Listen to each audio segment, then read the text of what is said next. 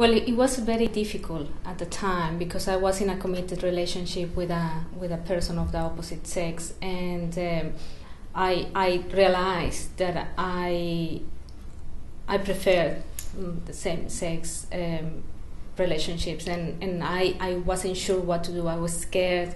I didn't want to hurt the feelings of my partner at the time, and so I continued in that relationship for years, until I knew that it wasn't right. It wasn't right for him, it wasn't right for me. So I made the decision of breaking up that relationship, and it was painful, it was difficult, but I'm glad I did it. I just wish I would have done it earlier. Well, I've been out now for many years, and to my colleagues it's really easy, actually. I just tell them when they ask me. It's sometimes slightly amusing because they presume that I'm married to a man, and then I clarify and they get slightly embarrassed. But I'm happy to help my colleagues understand my situation, know about my personal life, about my partner. It's slightly more complex with students. Not because I would like to in any way hide it, but because the most important thing is for me to teach them, to help them with their learning. And sometimes it's not appropriate to talk about my sexuality with them. If that topic arises, I'm happy to talk to them about it. And if not, like any other member of staff, I won't. But I think it is important that we work and we interact in a supportive environment.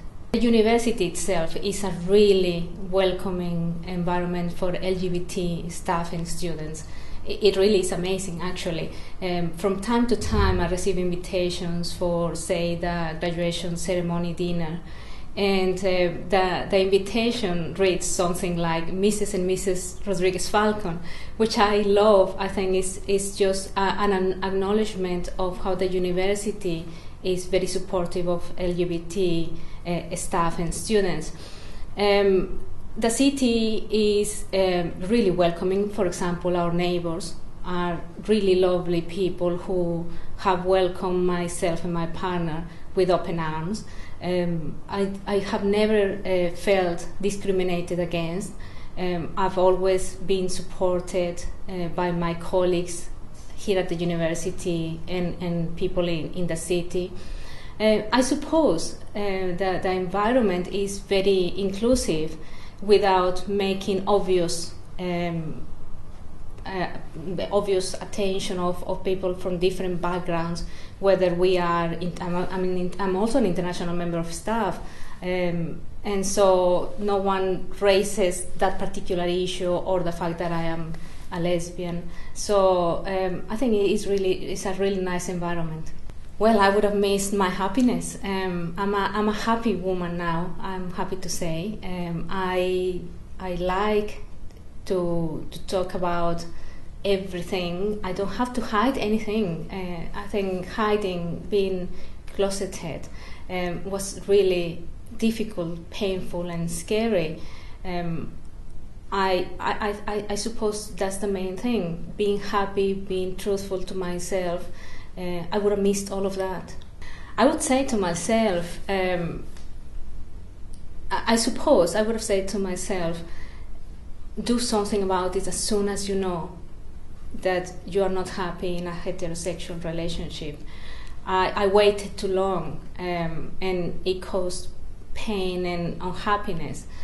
And I think the important thing is I waited because I was scared. I waited because I didn't know what to do. I mean, I come from Mexico, where being gay is still seen as something really difficult. And so I was scared of telling my parents, my friends, my partner at the time.